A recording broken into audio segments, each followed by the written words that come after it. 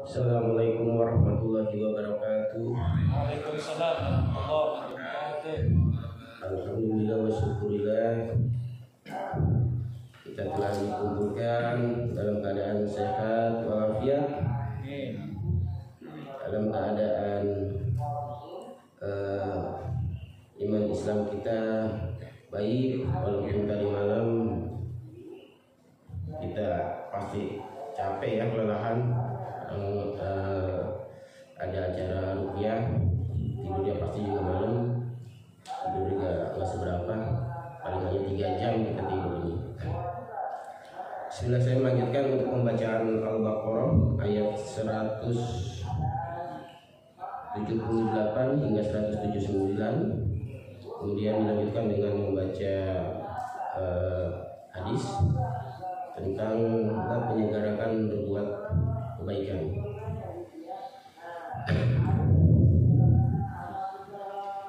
A'udzu billahi minasy syaithanir rajim. Bismillahirrahmanirrahim. Ya ayyuhalladzina amanu qatilu ayyakum allati yasaswa fil qadalal ahwar wa bil ahrim wal abad wa bil abadi wal unnasa bil unnasa faman wafiya lahu min afihi sayun fa'tiyabu bil ma'rufi wa ada'u ilayhi bil ihsani zalika ta'fi'u min rabbikum wa rahmatuhu famani yatada'a ba'da dhalika falahu adabun alim walakum fil qisasi hayatu ya ulil albabi la'allakum tattaqun. Hai orang-orang yang beriman, diwajibkan atas kamu qisas berkenaan dengan orang-orang yang dibunuh, orang merdeka dengan orang merdeka, hamba dengan hamba, dan wanita dengan wanita. Maka barang siapa yang mendapatkan suatu pemaafan dari saudaranya, hendaklah yang memaafkan mengikuti dengan cara yang baik, dan hendaklah yang diberi maaf membayar diat kepada yang memberi maaf dengan cara yang baik pula. Yang demikian itu adalah suatu keringanan dari Rabb-Mu dan suatu rahmat. Barang siapa yang melampaui batas sesudah itu, maka baginya siksa yang sangat pedih. Dan dalam kisah itu ada jaminan kelangsungan hidup bagimu, hai orang-orang yang berakal, supaya kamu bertakwa. Allah mengatakan, hai orang-orang yang beriman, diwajibkan atas kalian berlaku adil dalam kisah. Orang merdeka dengan orang merdeka, hamba saya dengan hamba saya, wanita dengan wanita. Janganlah kalian melanggar dan melampaui batas seperti yang dilakukan oleh orang-orang sebelum kalian, dan mereka telah mengubah hukum Allah yang berlaku di tengah-tengah mereka. Sebab turunnya ayat ini diterangkan dalam sebuah hadis yang dinukilkan dalam Abu Muhammad bin Abi Hatib dari Said bin Jubair mengenai firman Allah, ya ayyuhalladzina amanu qatilu alayyakum wa mulaki yastasula fil qadar. Hai orang-orang yang beriman, diwajibkan atas kalian kisah berkenaan dengan orang-orang yang dibunuh, yaitu jika pembunuhan itu dilakukan dengan sengaja, maka orang mereka dikisahkan dengan orang mereka. Hal ini dikarenakan pada masa jahiliyah sebelum Islam datang terjadi peperangan antara dua kelompok masyarakat Arab. Dalam peperangan itu ada di antara mereka yang terbunuh dan ada pula yang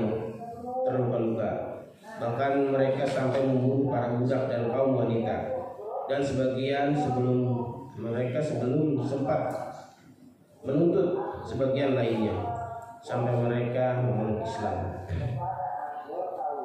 Ada satu kelompok yang melampaui batas terhadap kelompok lain dalam perbekalan dan harta benda mereka.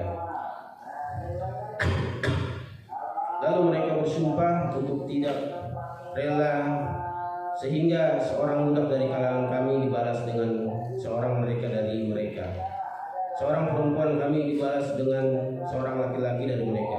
Maka turunlah firman Allah seperti berikut: Al-akhwar bil-akhwari wal-'adwa bil-'adwi wal-'unay wan-nasa' bil-'unnasa. Orang merdeka dengan orang merdeka, hamba sahaya dengan hamba sahaya, wanita dengan wanita. Mengenai firman Allah,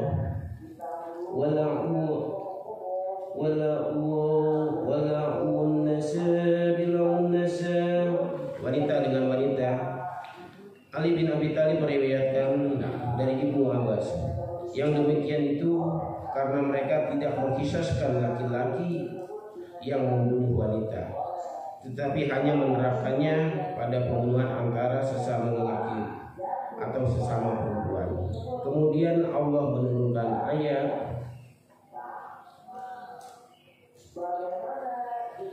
nabasa bil nabasi wal ayana bil ayani, bahwa jiwa dengan jiwa dan mata dengan mata. Surat Al-Maidah ayat 5. Orang-orang mereka diperlakukan sama dalam kisos yang dilakukan secara sengaja, baik laki-laki maupun wanita, dalam hal jiwa ataupun yang lebih ringan. Hal yang sama juga berlaku pada hamba sahaya, baik hamba sahaya atau juga dengan budak, yang dimaksudkan budak laki-laki maupun budak wanita. Permasalahan: Abu Hanifah berpendapat bahwa orang mereka boleh dibunuh karena membunuh seorang budak berdasarkan pada keumuman ayat pada surat Al-Maidah. Pendapat yang sama dikemukakan oleh Sufyan al-Thawri, Ibnu Abi Laila dan Daud. Juga diriwayatkan oleh Ali, Ibnu Mas'ud, Said bin Ushad, Ibrahim bin Naqai, Qatadah dan Al-Hakam. Menurut Al-Bukhari, Ali bin Al-Madini, Ibrahim An-Naqai dan Al-Thawri dalam suatu riwayat yang dimukilkan kepada kita, seorang tuan juga dapat dibunuh karena membunuh budaknya berdasarkan pada kerumunan atau universalitas hadis riwayat Al-Hasan dari Samurah. Rasulullah SAW pernah bersabda, "Man qatala abdahu qatalnahu wa man jada'a abdahu jada'nahu wa man khasa'ahu khasaynahu." Yang artinya, barang siapa yang membunuh budaknya, maka kami akan membunuhnya. Barang siapa yang memotong budaknya, maka kami akan memotongnya. Dan barang siapa yang mengebiri budaknya, maka kami akan mengebiri pula.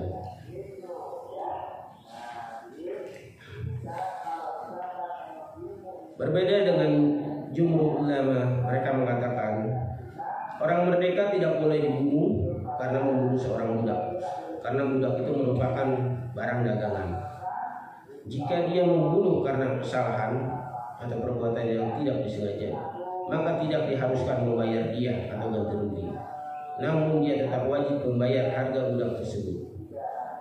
Jumhur ulama juga berpendapat bahwa seorang muslim tidak boleh dibunuh karena membunuh seorang kafir, berdasarkan sebuah hadis dalam kitab Sahih Al-Bukhari yang diriwayatkan dari Ali bahwa Rasulullah SAW bersabda, "La yuqtalu muslimu wa biya kafiri." Seorang muslim tidak boleh dibunuh karena membunuh seorang kafir. Perlu diketahui tidak ada hadis sahih dan penafsiran yang bertentangan dengan hal ini. Sedangkan Abu Hanifah berpendapat bahwa seorang muslim boleh dibunuh karena membunuh orang kafir berdasarkan pada keumuman atau universalitas atas ayat surat Al-Maidah. Permasalahan Hasan dan Atta mengatakan dengan ayat ini seorang laki-laki tidak dapat dibunuh karena membunuh wanita. Namun jumhur ulama tidak sependapat dengan mereka karena berdalil dengan ayat dalam surat Al-Maidah dan sabda Rasulullah Muslimuna tata'kafa'u dima'uhum, yang artinya kaum muslimin itu setara sebanding darahnya. Permasalahan menurut ayat ini, menurut mazhab 4 imam Hanafi, Maliki, Syafi'i dan Hambali dan jumhur ulama bahwa sekelompok orang dapat dibunuh karena membunuh satu orang. Hal itu berkaitan dengan kasus seorang anak yang dibunuh oleh 7 orang. Maka Umar pun membunuh mereka semua. Dalam hal ini Umar berkata, apabila penduduk Syan'ah berkomplot membunuhnya, niscaya aku akan membunuh mereka semua. Pada masalah itu tidak seorang pun sahabat yang menentangnya, dan hal itu merupakan ijma. Dan firman Allah, فَمَنْ وَفِيَ لَهُ مِنْ أَخِيهِ شَيْئًا فَاتَّبَعُوا بِالْمَعْرُوفِ وَادْعُوا إِلَيْهِ بِإِحْسَانٍ, yang artinya, maka barang siapa yang mendapat suatu pemaafan dari saudaranya, hendaklah yang memaafkan mengikuti cara yang baik, dan hendaklah yang diberi maaf membayar dia kepada yang memberi maaf dengan cara yang baik pula. Mengenai firman-Nya, فَمَنْ أُوْفِيَ لَهُ مِنْ أَخِيهِ شَيْئًا, yang menurut Mujahid dan Ibnu Abbas, maaf itu harus dibalas dengan niat dalam pembunuhannya yang dilakukan secara sengaja. Hal senada ini juga diriwayatkan dari Abu Alijah, Abu Satsa, Mujahid, Said bin Jubair, Atta, Al-Hasan Al-Basri, Qatadah dan Mutakil bin Adyan. Ada hak meriwayatkan dari Ibnu Abbas mengenai firman-nya ini, yakni bahwa siapa yang mendapat suatu kebebasan dari saudaranya, yaitu dia memilih mengambil dia atau ganti rugi setelah berhak menuntut darahnya. Setelah itulah yang dimaksud dengan memaafkan. Dan firman Allah, fa'watiba'u bil ma'ruf, hendaklah yang memaafkan mengikuti dengan cara yang baik. Artinya bagi penuntut harus mengikutinya dengan kebaikan jika dia itu sudah diterimanya. Wa'ada'u ilaihi bi'ihsan, dan hendaklah yang diberi maaf membayar dia kepada mereka yang memberi maaf dengan cara yang baik pula, yaitu berasal dari pihak membunuh tanpa adanya tindakan yang membahayakan atau menunda-nunda pembayaran. Al-Hakim menukilkan dari Ibnu Abbas, hendaklah si pembunuh melaksanakan apa yang seharusnya dilakukan baik-baik. Hal senada juga dikemukakan oleh Said bin Jubair, Abu Satsa, Jabir bin Zaid, Al-Hasan Al-Basri, Qatadah, Atta Al-Urasani, Rabi bin Anas As-Sudi dan Mutakil bin Hayyan. Permasalahannya, berkata Imam Malik menurut riwayat Ibnu Hashim, dan ini yang masyhur juga Imam Abu Hanifah dan para sahabatnya, Imam Syafi'i dan Imam Ahmad dalam satu pendapatnya. Mereka mengatakan bagi pihak wali orang yang terbunuh tidak boleh memaafkan dengan diat atau ganti rugi yang diterimanya, kecuali pihak si pembunuh rela. Sedangkan ulama lainnya berpendapat pihak wali orang yang terbunuh boleh memaafkan dengan pembayaran diat meskipun si pembunuh tidak rela. Permasalahannya, sekelompok ulama salaf berpendapat bahwa wanita tidak berhak memberi maaf. Mereka itu antara lain Hasan al-Basri, Qatadah, Al-Juri, Ibnu Suburumah, Al-Laits, Al-Auzai. Namun ulama lain menentang pendapat tersebut berdasarkan firman Allah berikut. Dzalika ta'fiyafu min rabbikum wa rahmat.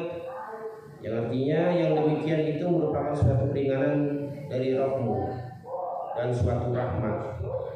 Allah berfirman, disyariatkannya mengambil diat kepada kalian dalam membunuh secara sengaja. Itu merupakan keringanan dan rahmat dari Allah untuk kalian dari suatu kewajiban bagi umat sebelumnya, yaitu merupakan pembunuhan atau pemaafan. Sebagaimana yang diriwayatkan Sa'id bin Mansur dari Ibnu Abbas, diwajibkan terhadap Bani Israel kisos berkenaan dengan orang-orang yang dibunuh, dan tidak ada istilah kata maaf di kalangan mereka. Maka Allah berfirman kepada umat yaitu umat Muhammad, "Kutiba alaykumul qisas wa fil qatla kullu akhwa bil akhri wal abad bil abadi wal unnasa bil unnasa faman wafiya wa min aisha sayun." Yang artinya diwajibkan atas kamu kisos berkenaan dengan orang-orang yang dibunuh, orang merdeka dengan orang merdeka, hamba sahaya dengan hamba sahaya, wanita dengan wanita. Maka barang siapa yang mendapat suatu pemaafan dari saudaranya, zalika ta'fiyafu min rabbikum, yang artinya hal itu merupakan suatu keringanan dari Rabb-Mu. Allah menyayangi umat ini dan memberikan makan kepada mereka dengan diat, dan tidak dihalalkan bagi orang-orang yang sebelumnya. Bagi ahli kitab Taurat yang berlaku adalah kisas dan pemaafan tanpa ada diat di kalangan mereka, dan yang berlaku bagi ahli kitab Injil adalah pemaafan. Mereka diperintahkan melakukan hal itu karena Allah menetapkan bagi umat ini kisas, pemaafan dan diat. Hal juga dinukilkan dari Sa'id bin Jubair, Muwafatil bin Hayyan, dan Rabi bin Anas. Menurut firman Allah, "Faman ya'tadaya na'da zalika falahu wajabun 'alim." Yang artinya, barang siapa yang melampaui batas sesudah itu, maka baginya siksa yang amat pedih. Artinya, barang siapa yang membunuh setelah mengambil diat atau menerima diat, maka baginya siksa yang pedih, menyakitkan, lagi keras dari Allah. Firman Allah, "Fallakum fi ulaki sasi hayawat." Yang artinya, dalam kisah itu ada jaminan atau kelangsungan hidup bagimu. Maksudnya, dalam pensyariatan kisos, yaitu hukuman mati bagi si pembunuh, terdapat hikmah yang sangat besar, yaitu kelangsungan hidup dan perlindungan diri kalian. Karena jika si pembunuh mengetahui akan dihukum mati, tentu akan menahan diri. Dalam hal ini jelas terdapat jaminan hidup bagi jiwa. Disebutkan dalam kitab-kitab terdahulu. Qadalu anfalil qadali, yang artinya hukuman mati itu lebih cepat untuk memberantas pembunuhan. Ungkapan tersebut terdapat juga dalam Al-Quran, tetapi lebih tepat dan lebih mengenai serta lebih ringkas. Firman-Nya, walakum fi ulaki qisasi hayawat, yang artinya dalam kisah itu ada jaminan kelangsungan hidup bagimu. Abul Aliyah berkata, Allah menetapkan jaminan kelangsungan hidup dalam kisah. Berapa banyak orang yang tidak dapat membunuh karena takut akan dihukum mati. Firman Allah, ya ulil albabi la'allakum tattaqun, yang artinya, wahai orang-orang yang berakal supaya kamu bertakwa. Maksudnya, hai orang-orang yang berakal dan kaum cerdik cendekia, semoga kalian menahan diri dan menjauhi hal-hal yang diharamkan Allah dan perbuatan dosa. Takwa adalah sebutan yang mencakup segala bentuk ketaatan dan tindakan menjauhi segala bentuk kemungkaran. Demikian pembacaan surat Al-Baqarah, lumayan panjang penjelasannya. Kemudian saya lanjutkan dengan